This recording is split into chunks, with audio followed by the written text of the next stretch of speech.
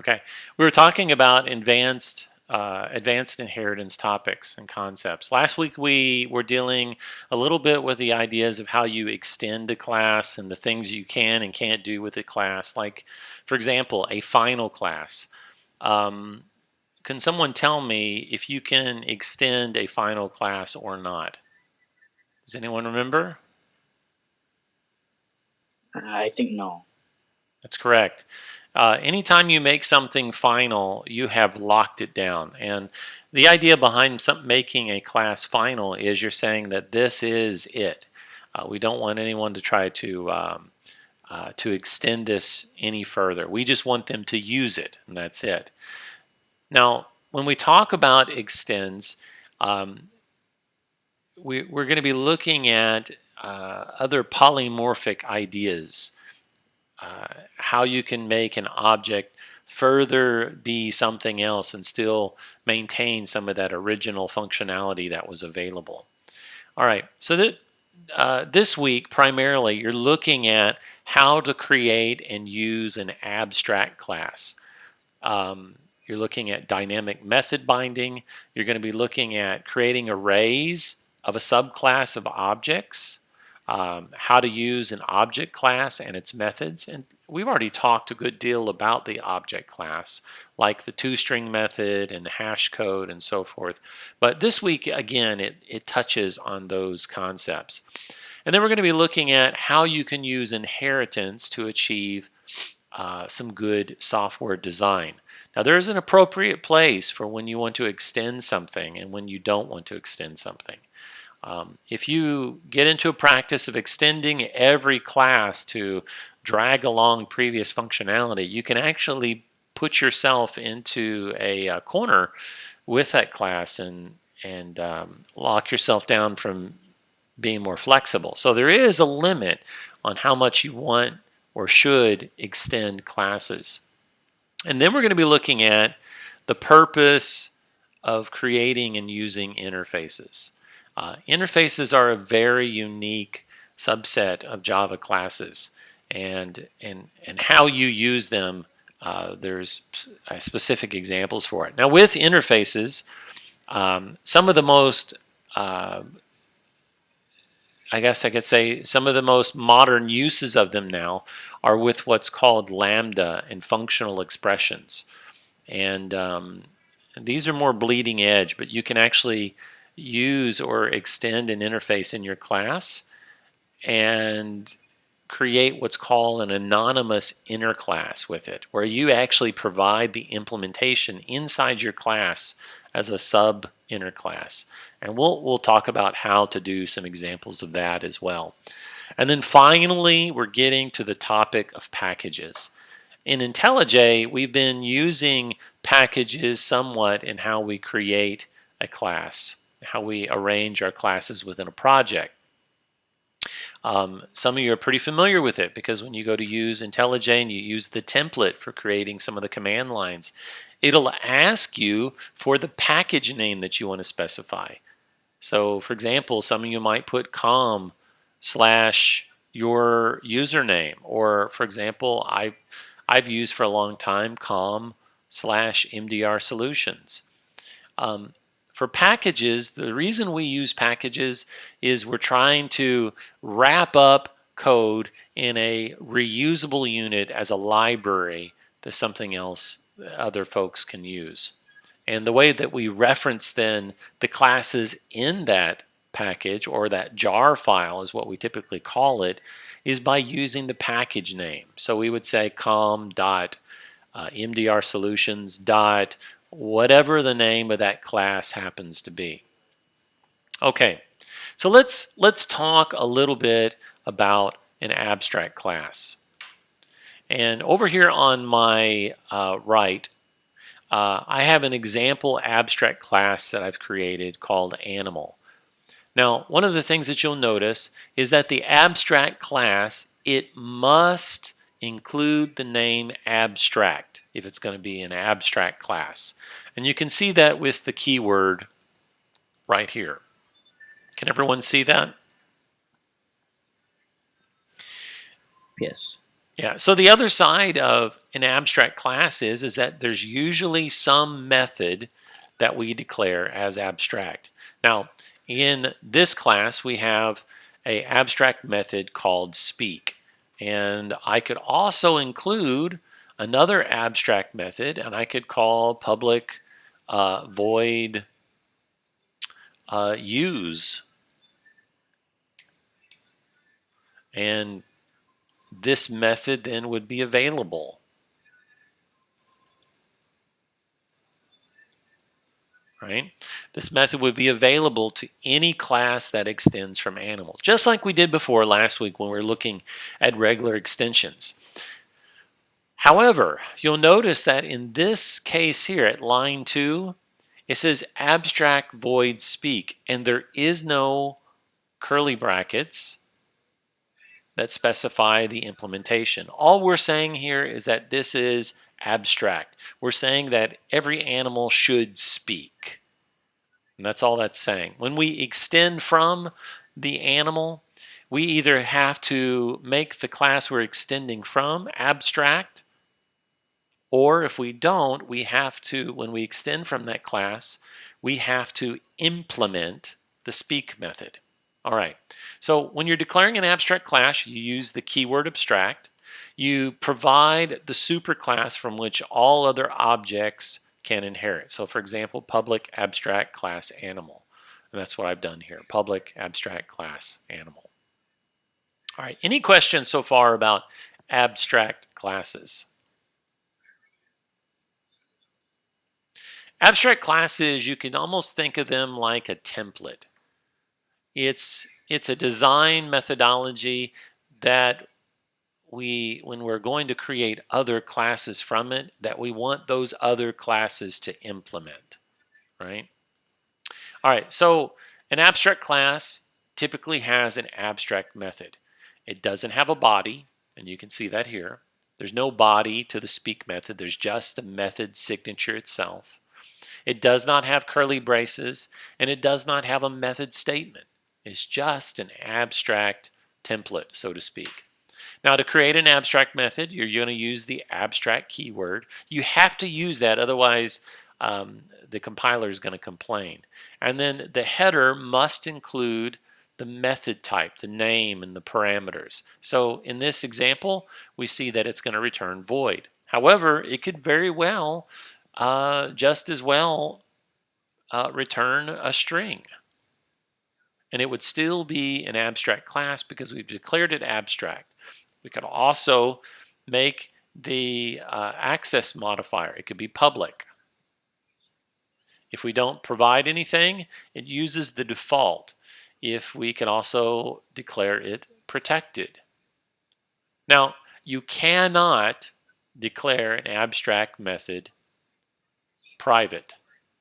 Can anyone tell me why you wouldn't want to declare and why you can't declare it private? Think about for a moment what we learned last week. When we have a class with a private method and you extend from that class, that private method is not accessible, right? So why would we declare a method private abstract? It just doesn't make sense, right? That's essentially why you can't. Okay, so let me put this back to the way it was. So when we subclass an abstract class, we're going to inherit the abstract method from its parent. All right, let me give you an example right here. I have a class called cat. It extends from animal, and it implements the speak method. Does everyone see that? And in it implementing the speak method, I'm automatically putting the override on top of this, and then I'm giving that method what it would return. All right, let me give you another example. Can anyone give me an animal type that you would like to see created here? Bird. Dog.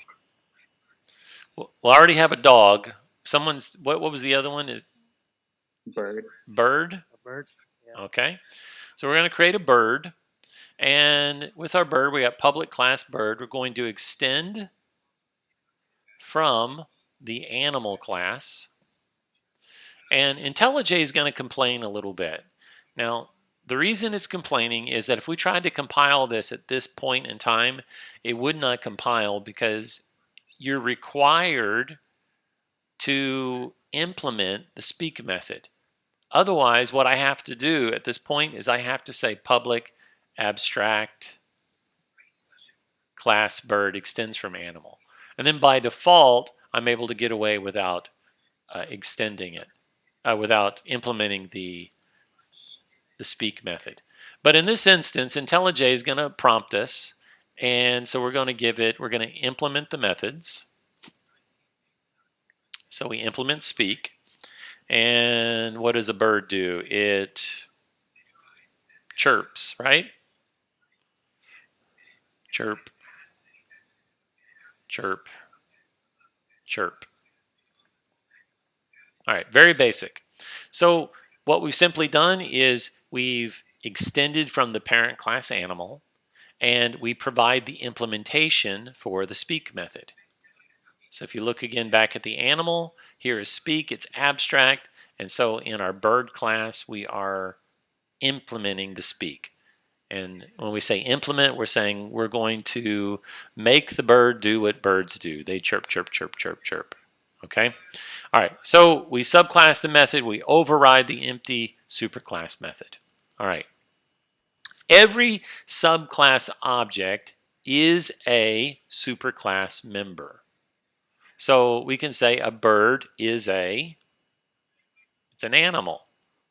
A dog is a animal, right? These provide us ways of extending from that parent object. Okay, so let's take it a step further. I have a bird, I have a cat, and I have a dog. And the dog barks, the cat meows, and the bird chirp, chirp, chirp. All right, I have an animal reference class. And what I want to do is I want to create an array. And I'm using an array list here. And I'm specifying the type that it's going to contain in the array of that being an animal. And so I come to my array, and I'm going to go ahead and add to my array of animals. I'm going to add a new bird instance. So I've added to my array of animals a dog, a cat, and a bird. And now I have a for loop here. Right? In this modified for loop, I'm taking the type from the animal, and I'm calling the method speak. All right, let's watch what happens when I do this. When I execute this class, it's going to call the default method that's necessary. All right, it's compiling, so give it a moment here.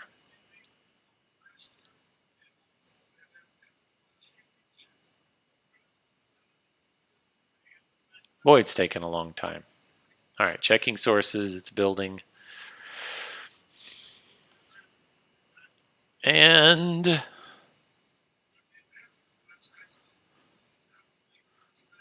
okay. Someone give a drum roll, please. There we go. So we can see it barked, it meowed, and it chirped. Does everyone understand how that worked? So polymorphically, I have an animal, of type animal, because dog is an animal, and I can store my animal type in the array because a dog is an animal. And when I iterate over that array and I call the type method speak, it doesn't care what type of animal it has as long as it is an animal, and it calls that method. So there's some real powerful functionality there if you think about it. It means that we could create another class and call it a cow. And if the cow extends from animal and we implement that method, we can say that a cow should do what? I know you guys are like back in elementary school again, right? All right, so now the animal is going to moo. And we can come over here and say, okay, if my animal, here's my array list of animals, and I'm going to add a new one, and I'm going to say new cow.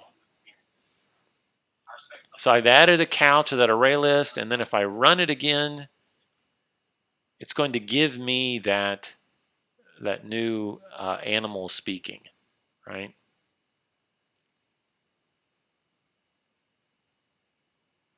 And it's taking a long time here to do its thing. Moo. All right. So this is dynamic method binding, by the way. It's binding the method to the appropriate class of the superclass, of the subclass. So the superclass method, this abstract method, is speak, and dynamically it's binding it to the appropriate method. It's binding it to the method for dog, for cow, for cat, for bird. All right. Any questions so far about this example?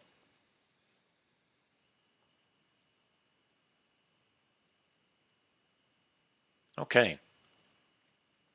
So dynamic method binding is also called late method binding.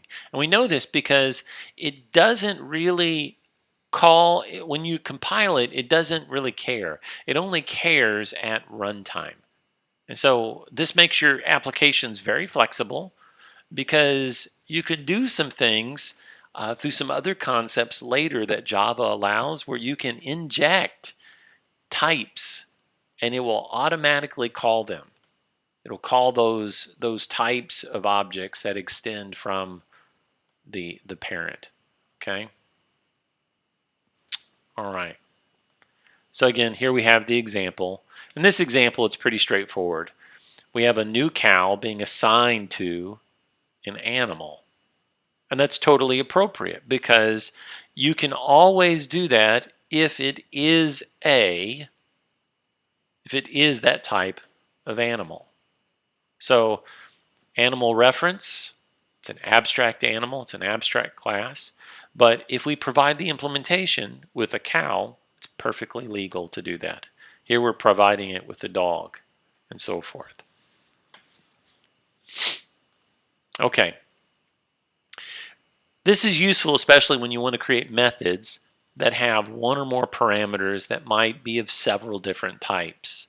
So for example, say in this example, we have a public static talking animal, and it accepts something of type animal, right? Well, let's code that. Let's code that example here. Let's do a public static void talking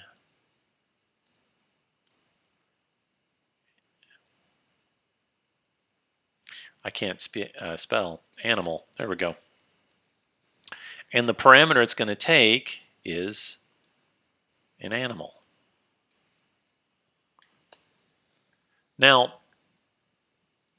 when I call animal.speak, it doesn't care which type of animal it is. All it cares is that it can speak. And so we could see that here as well. We could say talking animal and pass in our animal parameter.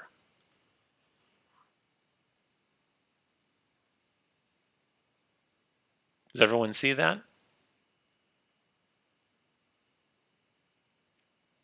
Now we can make this a little bit more interesting as well. So let's go back here to our class, and we have the use method But let's also have another method, another abstract method. Abstract void I am a, right? So I've just got this method. I am a what? Let's make I am a what. That makes more sense. I am a what? So now when I go back to dog, I'm going to have to implement that.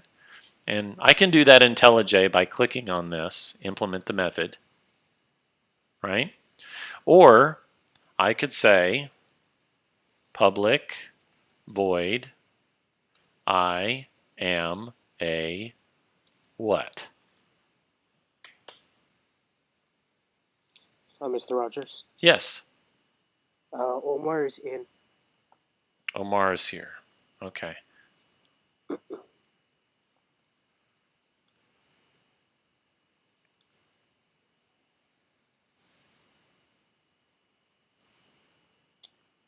Omar, how you doing?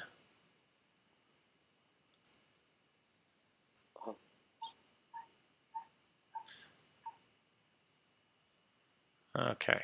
Oops.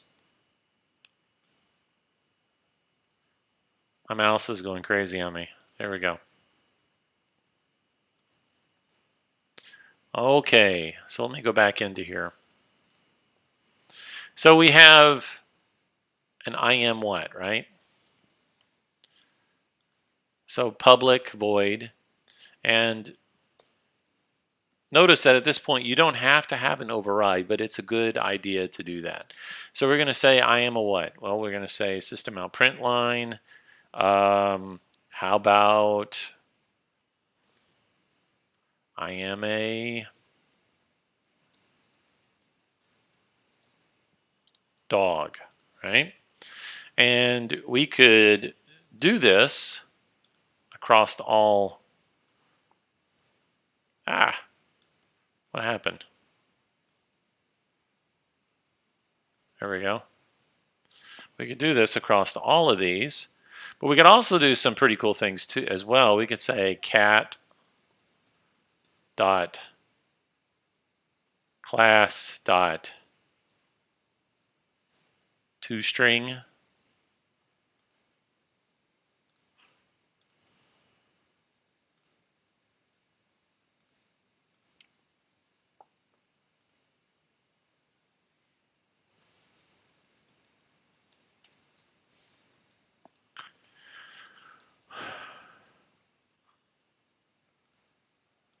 Let's have fun with it. Let's say I'm a chicken.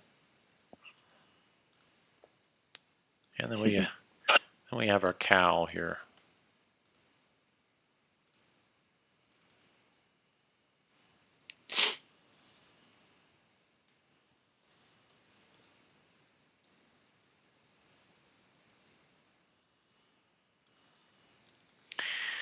Okay. All right, so we have our talking animal, and then we could, of course, come down here and we could say animal dot I am what? And we could also call our parent class. We could say animal use because that's extended from it. And then when we run this, I think I've extended all the animals, right? Dog, cat, bird, so forth. When we run this, it will actually print out those statements for us in sequential order.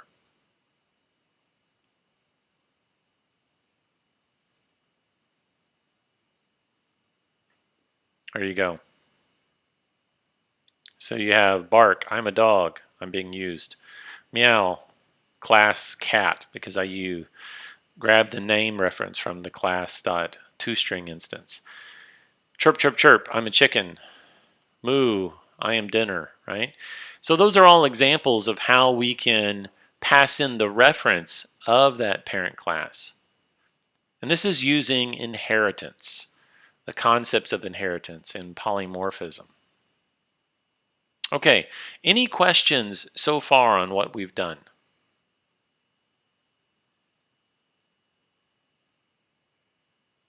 So to recap, we have an abstract class. It's labeled abstract with a keyword.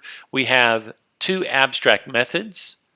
And the abstract methods, they do not have an implementation. They do not have a method body. They do not have curly braces. They only have the semicolon.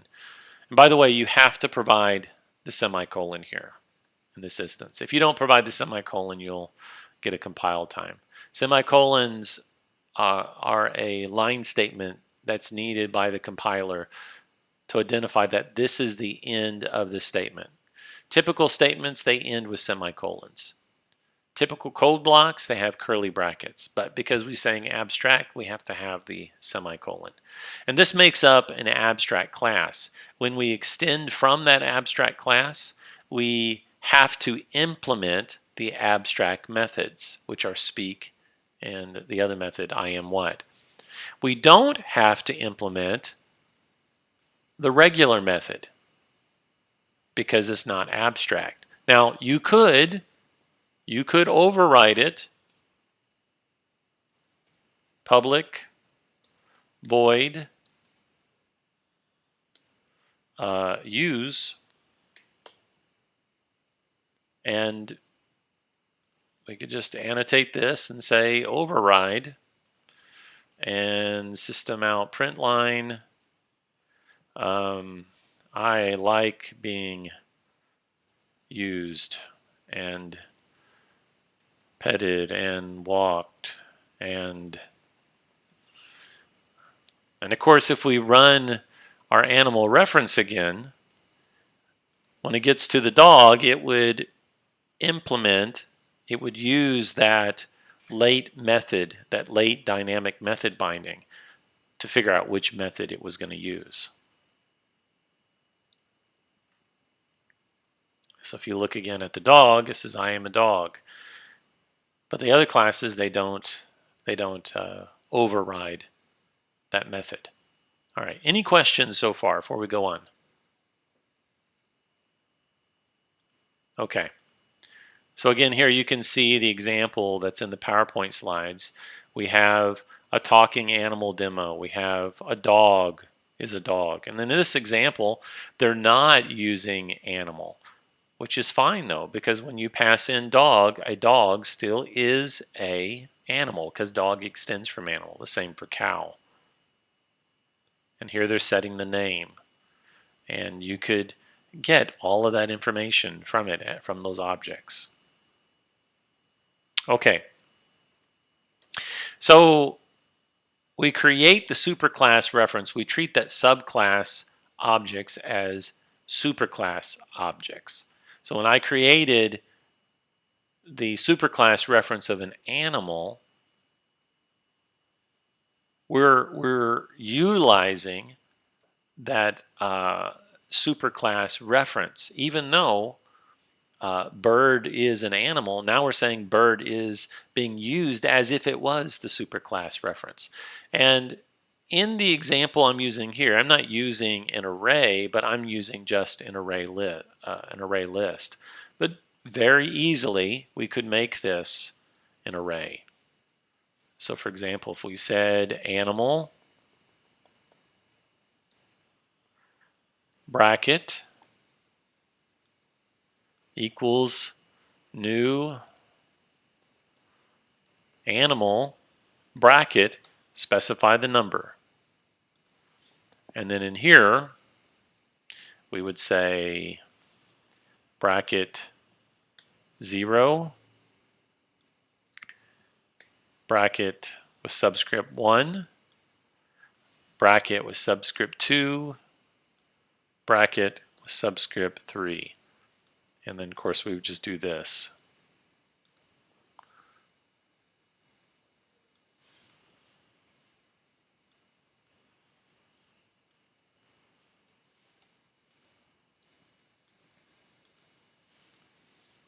And when we call those talking animals, we're still using the same type of modified for loop. And it'll still pick up those animals and speak from those categories. Now you'll notice that if I tried to do this instead, if I said animal my animal equals new animal, IntelliJ is going to do what's called an anonymous class. And with the anonymous class, I have to put the semicolon down there. With the anonymous class, you have to provide the implementation for it. So I could call this a mutant. And system out print line. Instead of speaking, it whispers, and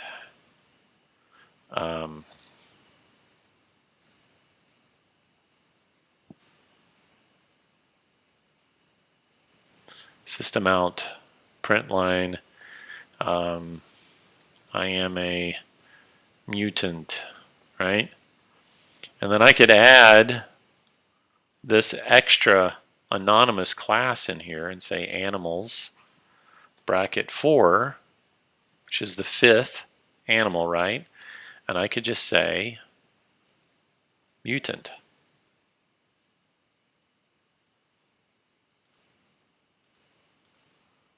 Does everyone understand what I've done so far? In this example, animal is an abstract class, and if I try to say new, I have to provide implementation for it. And so you can do that as well through what they call an anonymous class. This is an anonymous inner class being used like that. And we're actually a little ahead of ourselves because that's gotten into later. But it's still fine. Whispers. Mutant. I'm being used. Right?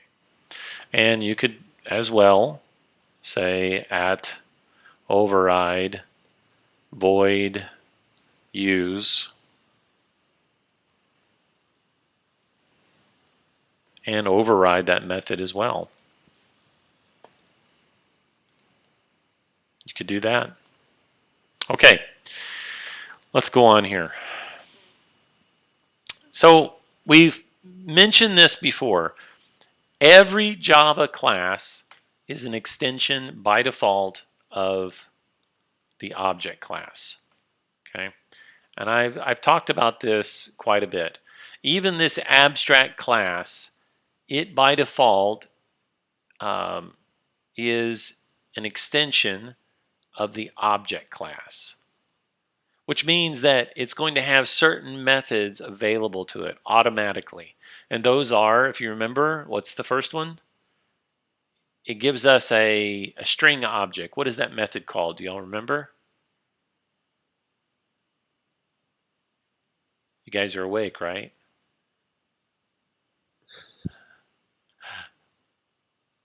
What is that method called? What do you think? It's a method that gives a string. It converts, it gives the string representation of it. It's called,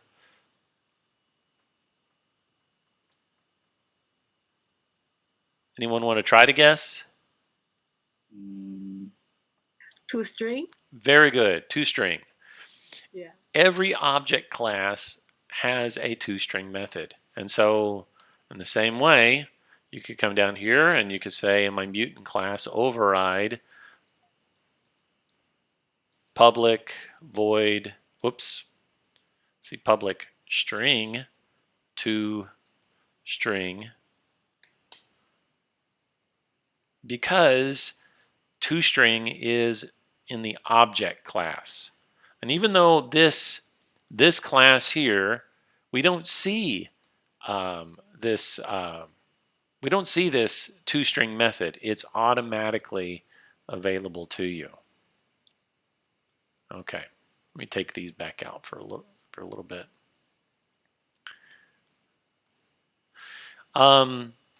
So the object class is defined in the Java Lang package.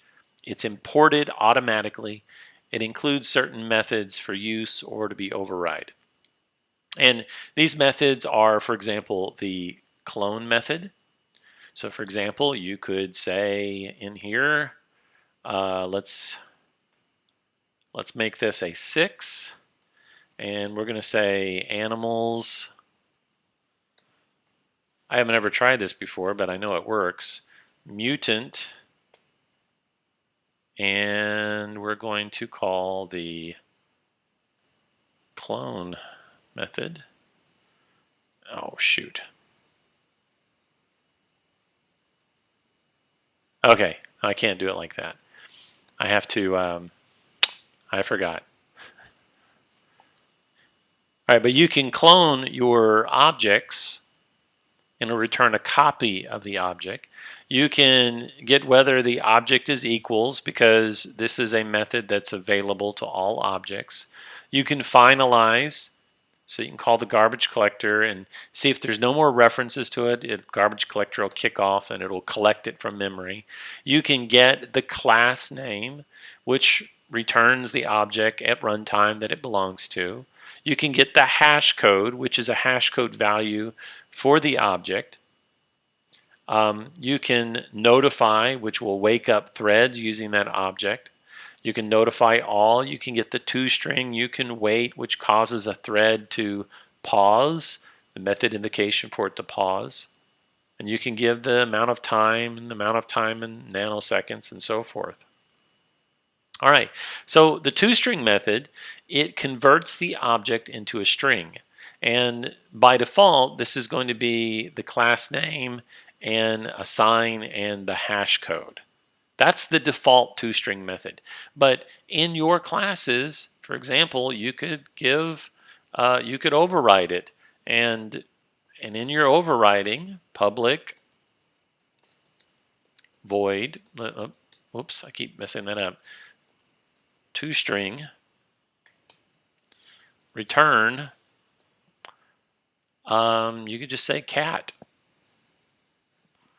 And that will be the representation of this method. That will be the toString for this method, and you'll override the object reference. So that's the toString method. All right.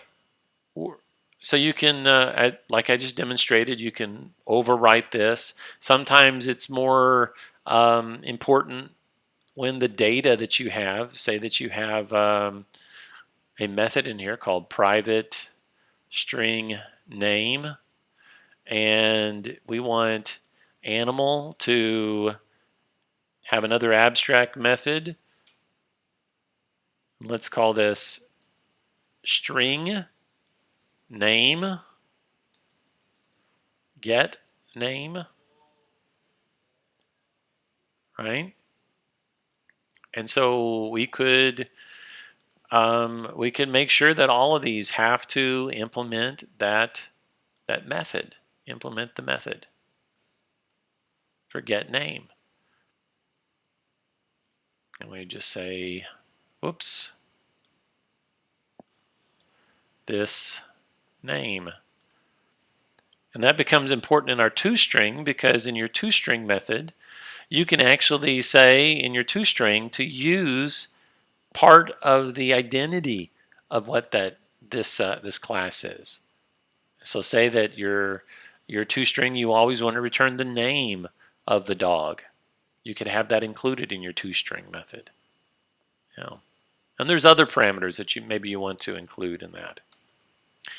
Okay, any questions so far with what we've done? This can kind of get down into the weeds with abstract classes and inheritance and so forth. And it's important that you ask questions at this point of anything that you're maybe confused about.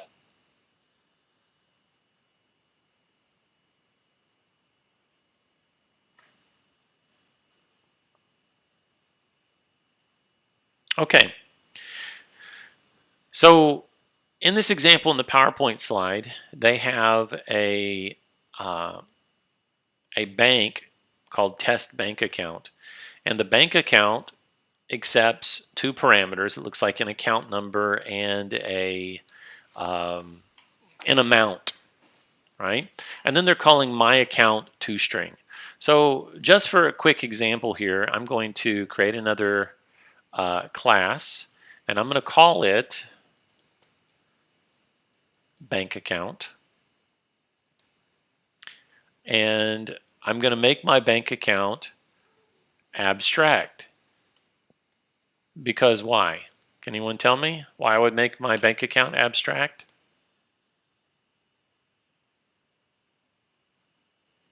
How about abstract void type? What type of bank account is it, right? And so then when I create my next class, I don't know why it's doing that. And I extend from bank account, I could say checking account, and it extends from bank account. We could implement the method type. We could say system out print line savings. But we could also add some other interesting information like private, let's see, private int account number, private double balance, and then inside of here, maybe I want to create a constructor, and I'm going to have both of these for my checking account. So then this gets down to the next question. How maybe I want this information to be printed in a toString method. So in IntelliJ, if you haven't noticed this, you have all of these things that you can do. So you can override methods, and we're going to override the toString, and I'm going to say that this is going to return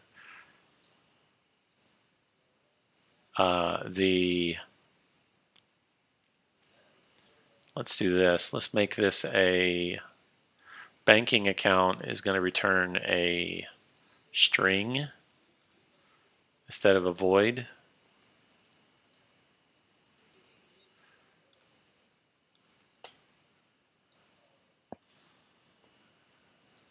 Return savings. And so my toString, I could say type plus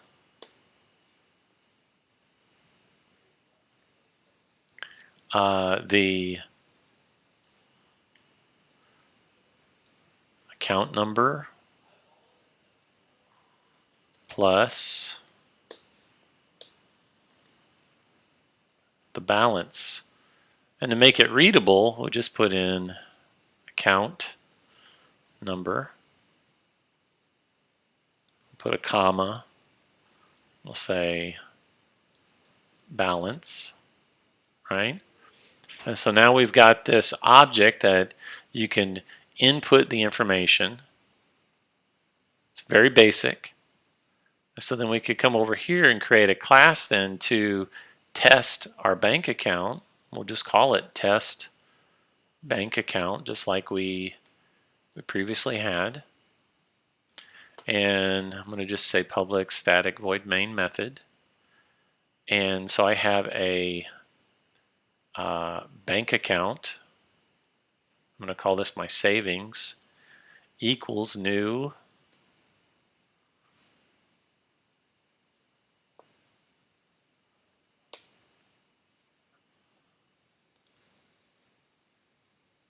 Y'all see what I did, didn't you? I need to change the name of that checking account. This should be checkings, right? There we go. That makes more sense. We'll call this checking. And this requires, because I've overridden the default constructor, it requires an account number and a balance, right? So I have to provide an account number. So let's just do what they did, 1, 2, 3. And then a balance of 456.7.89. And if I system out print line my checking,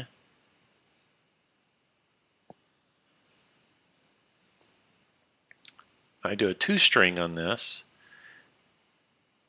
it's going to represent some of the data that is in that checking account. Now this is polymorphism, right? Because I've set up kind of a template for what I want all my accounts to look like. They have an abstract method. They have this detail of information that we want them. Now, my animal references are all messed up. So let me delete this out of the way so we don't have problems here. And delete anyways. And I'm going to take out this one because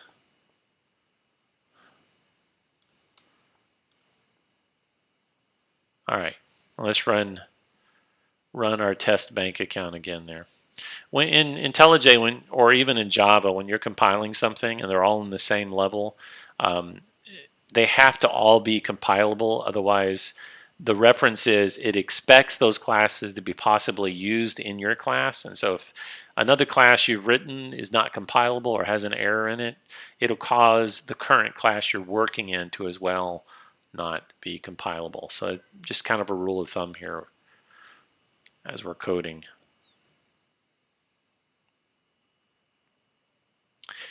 So as it's building and doing its process here, what we're demonstrating is that the toString method is going to utilize that information from the banking account and from the subclass called checking account to demonstrate what the toString would be for that class. All right, does everyone understand so far what I'm doing and some of the concepts we're working through? Give me a moment here. I'm going to just take those out so we don't deal with that anymore. Okay. Now we will run our sample again.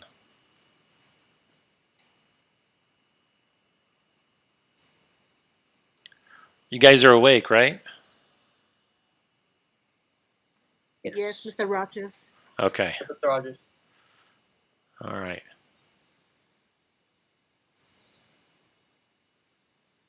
Now hopefully this should be giving you some ideas of the power of things that you can do when you template your code. So as you can see, the toString method has output, because we called it the checking account. It's a checking account, the account number, and the balance. If we go back and look at that, here's our type. And we probably should put like a comma there for separation, for readability, right? But there's our type, our account number, and our balance. So this is an example of using the toString method within a more complex abstraction. Okay. The other thing that you have is the equals method. So it takes a single argument and it compares them. And so you could write in here, you could say that we're going to have a public string, let's see, public Boolean equals, and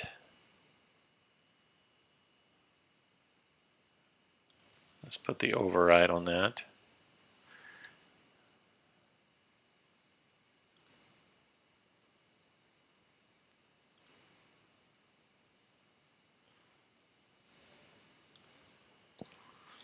And so you could say return, you know, true or whatever. Let's take a look at that a little bit later. But the idea behind this is you could specify the reference that you're going to evaluate something to true or false. You could implement that logic within your equals. Otherwise, what it'll do when it does an equals is it evaluates it to the memory reference, right? And so it's considering if the hash codes are identical. All right.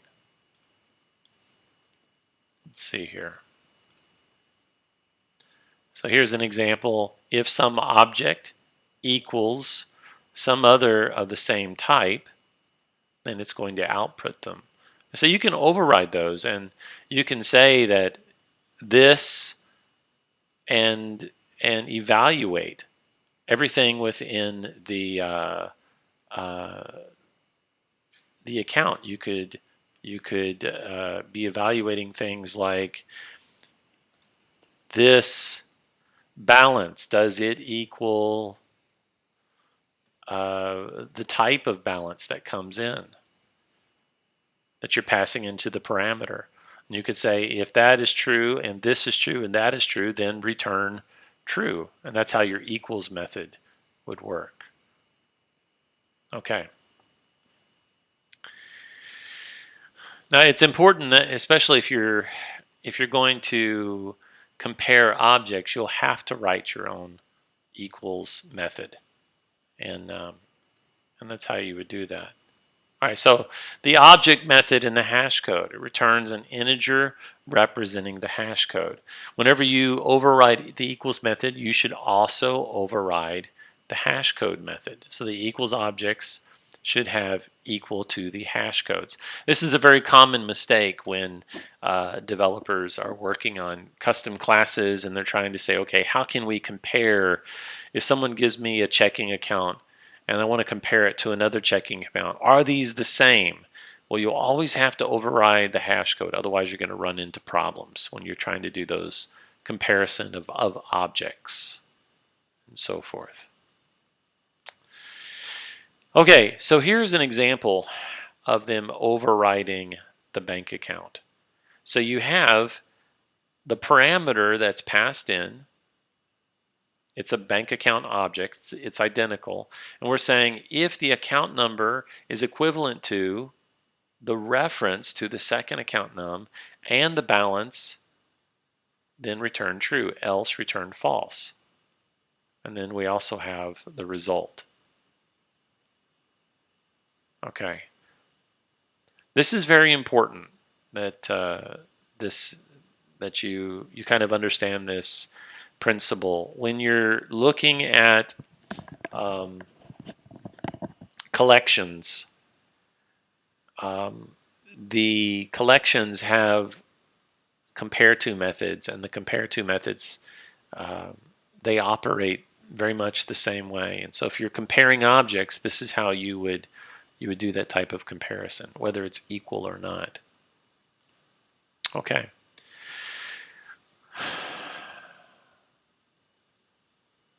All right. We are about 22 minutes from the end of class here at this point, and we have quite a bit more to go in discussing about inheritance. And I don't want to skimp on this because this is very important. So we're probably going to end up covering the rest of this next week. Do you guys have, the rest of this on Thursday. Do you guys have any questions at this point? Something that's not making sense for you, or how do you do a particular thing?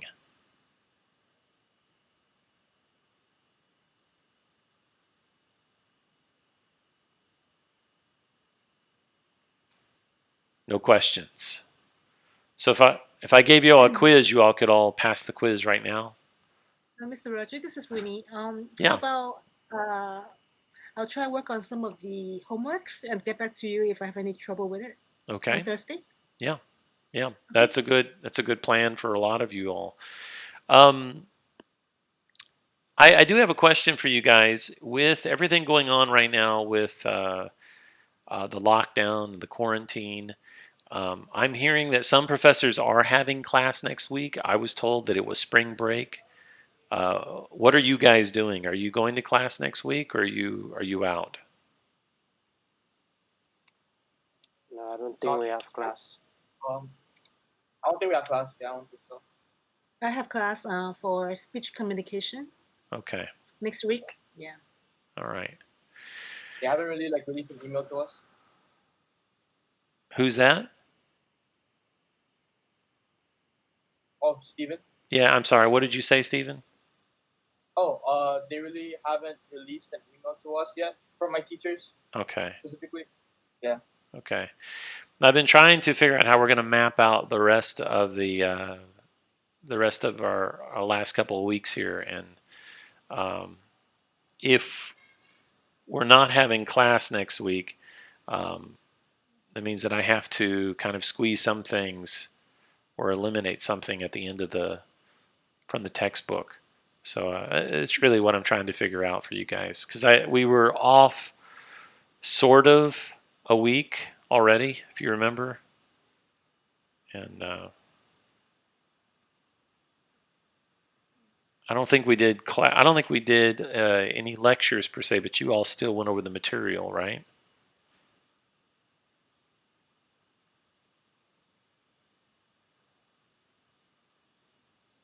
You're probably looking like I do right now, squinting your eyes, trying to remember. Yeah. Okay. So let me go ahead and pull up the assignment with you real quick, because I think what Winnie's suggestion is good for you all as well. Let's see. Close that.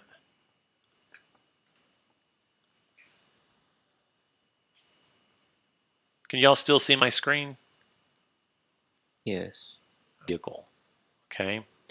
And if you think about what I've just done with the animal class really is a demonstration of doing exactly that. You're creating an abstract class called vehicle, and you're extending from that class a sailboat, a bicycle, and you're wanting to use some of those things, right?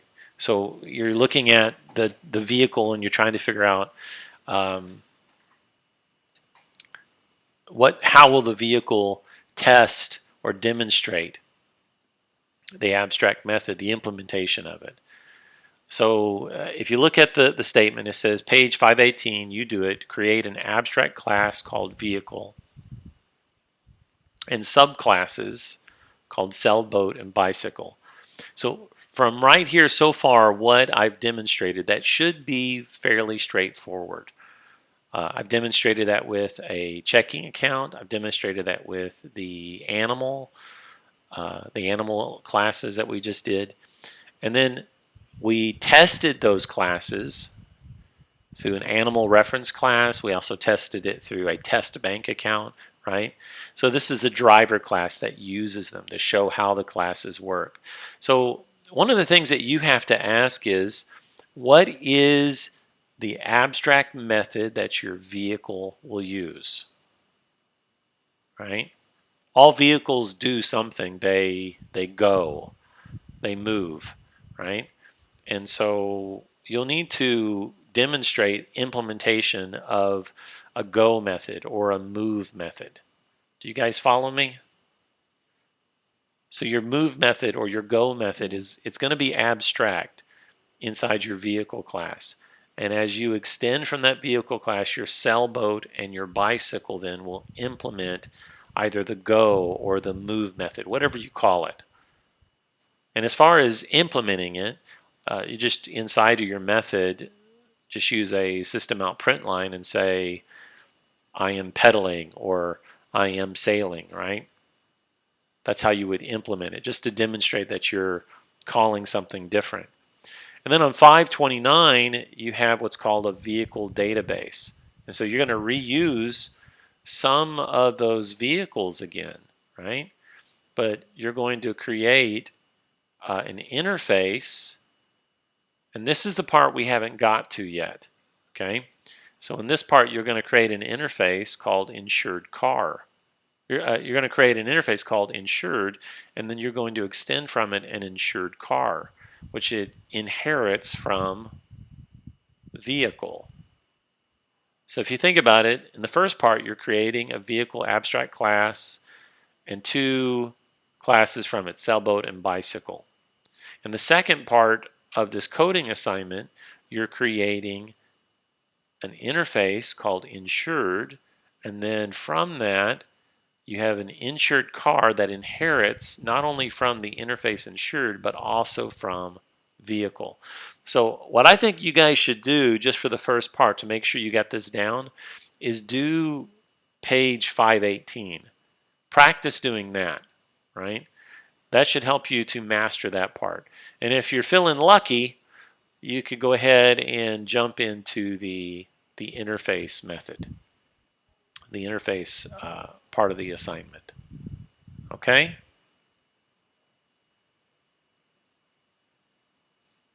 Yeah. All right. Now, 529 says you create a vehicle database.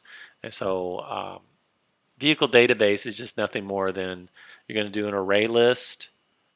And inside that array list, you are going to have a sailboat, a bicycle. If you create a car, you could do that. And you're just going to demonstrate how you're storing those in that database. So the array type is going to be a type vehicle, right? And you're just going to add your sailboat to that array, your bicycle to that array, and you're going to print it out. That's what 529 is. So you really have almost 3 assignments here. So break it down, do the first part, vehicle, sailboat, and bicycle, and then demo the vehicles. Your second assignment is your vehicle database, which uses vehicle, sailboat, bicycle, right? And then your third one was the one that we'll really nail down and talk about next week. On Thursday. Okay.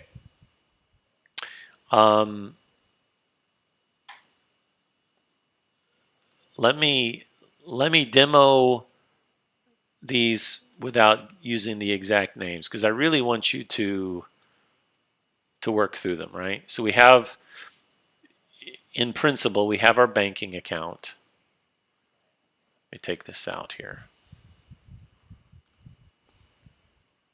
Right? And our banking account extends from checking account. And so we could create another one and call it savings account. And this extends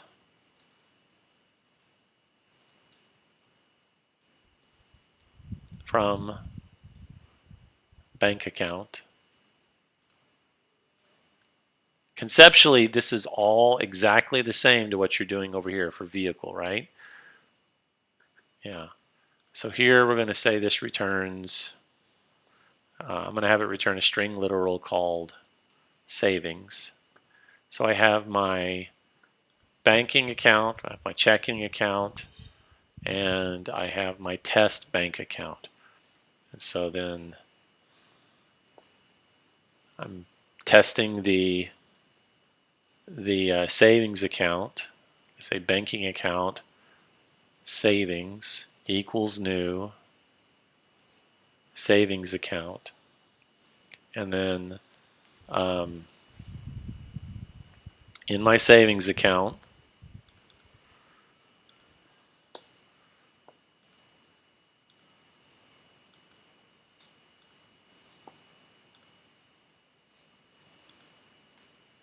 let's grab a little bit of information here.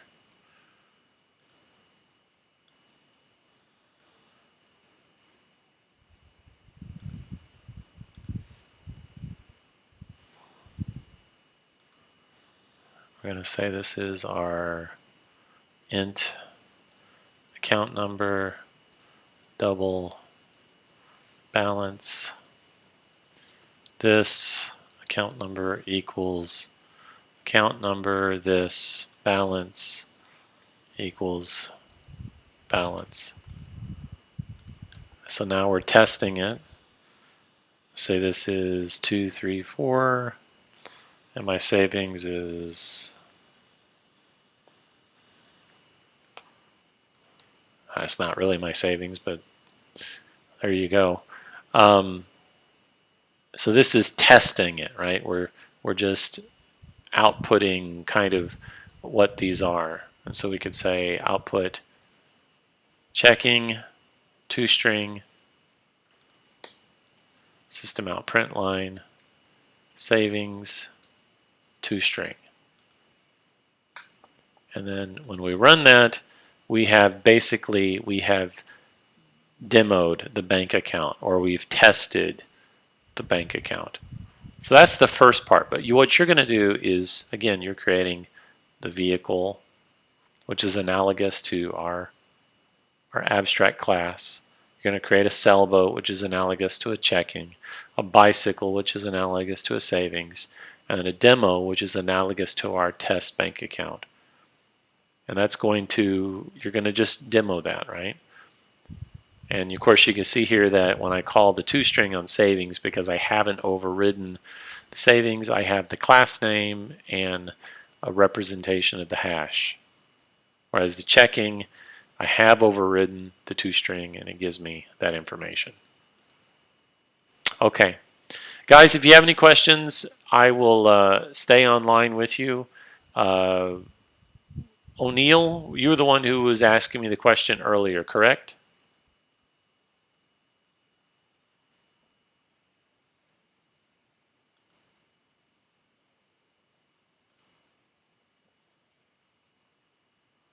Are you there? Yeah. Okay. So if everyone else wants to go, O'Neill and some of the others, if you want to stay online with me, who had the questions about the assignment 16.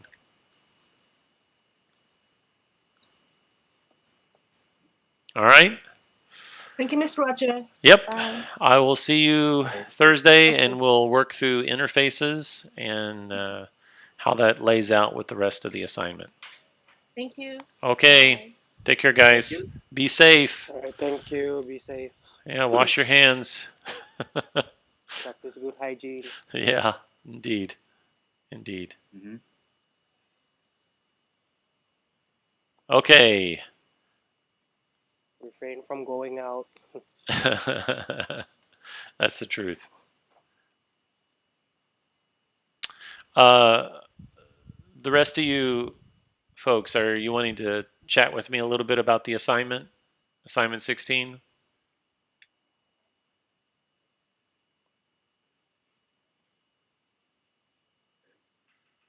I guess, yeah. Okay. So, I mean, I have the same logic as O'Neill, or like the same reasoning. So, because of that, what can we do? sure.